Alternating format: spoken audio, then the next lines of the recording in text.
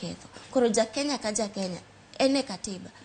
Onego bedni you take care of your environment for posterity.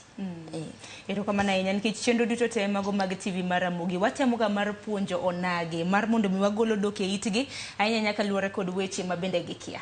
Wadonjo ne thor wach mabende wantiere godo Brenda, lokruok mar kor lwasi nang. Lokruok mar kor lwasi wadendo ni climate change.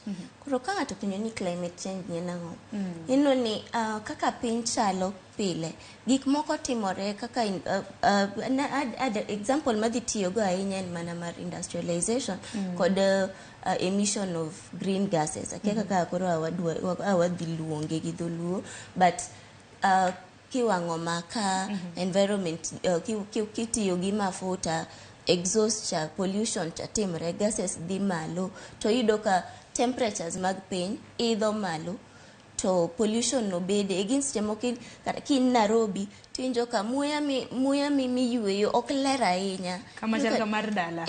To kichopo dala kumino ka koro environment kendo pogre yiende ng'eny, aoche pod ler, nam nitie pod ler, injo ka muya no pogore.